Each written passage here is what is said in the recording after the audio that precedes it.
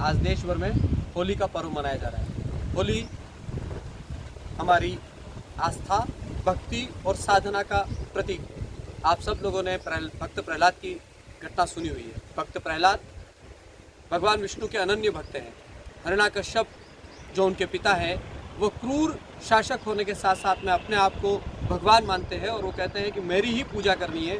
उनके सामने बड़े बड़े सम्राट, राजा, ताकतवर सेनानी सब हार जाते हैं और विष्णु के स्थान पर, भगवान के स्थान पर वह हिरण्यकश्यप की पूजा करने लगते हैं। मंदिरों में भी हिरण्यकश्यप के चित्र लगने लगते हैं। लेकिन प्रहलाद एक बाल्य अवस्था से ही भगवान विष्णु के अनन्य भक्त होते हैं। वह बिना किसी डर से, अपने पिता के डर से भी विष्णु के नाम का जाप करते रहते हैं, भगवान विष्णु के नाम का जाप करते रहते हैं लगातार। इसके लिए हिरण्यकश्यप उन्हें कई बार समझाते हैं, कोशिश करते हैं वो मान जाए, लेकिन नहीं मानने पर उसे कई प्रकार की यातनाएं भी देते हैं।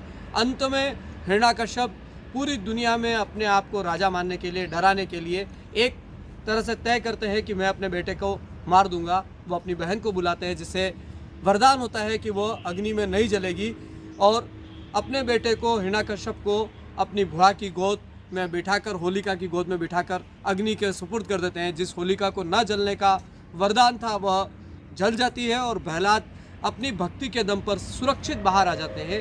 अपनी भक्ति और साधना के दम पर जो भी काम करते हैं वह सफल होते हैं। यह होली उत्सव उसी का प्रतीक है। हमारी साधना, हमारी सात्विकता और हमारे सामर्थ्य के सामने न झुकने की ताकत का यह प्रतीक है। हम उस दिन से होली का उत्सव मनाते हैं, अपनी साधना को ताकत देते हैं। साथ ही होली के चारों ओर चक्कर लगाते हुए विष्णु भगवान का नाम लेते हैं, विष्णु माला फेरते हैं।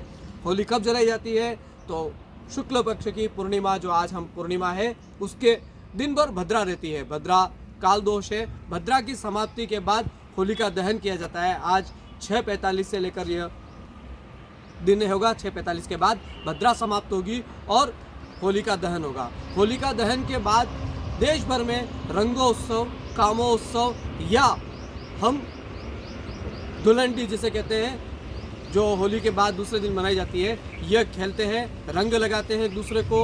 ऊंच नीच, भेदभाव, बड़ा छोटा सब छोड़कर अपने मन के कटुता को समाप्त कर कर सबको गले लगाकर रंग के साथ एक ही रंग में सब रंग जाए, सभी रंगों का समावेश करते हैं। हम लोगों को रंग लगाते हैं, उत्साह और उमंग के साथ मनाते हैं।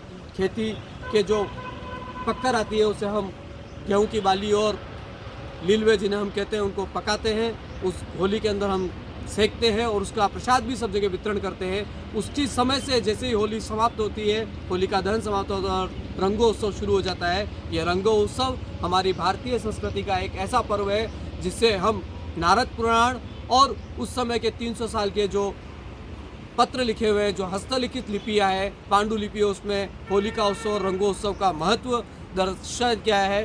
होलिका उत्सव के बाद रंगोत्सव, जो हम कामोत्सव भी कहते हैं, बसंत पंचमी में जब हम बसंत ऋतु शुरू होती है, वहाँ से लेकर होलिका तक हम अपनी भावनाओं का प्रागटीकरण करते हैं और संयमित होकर सबको रंग लगाकर सबको अपना बनाने का, प्रेम का, स्नेह का जो प्रतीक है, उस रूप में हम रंगोत्सव मनाते हैं। होलिका दहन और धुलंडी का आज हमने इस वीडियो में महत्व और जानकारी प्राप्त की।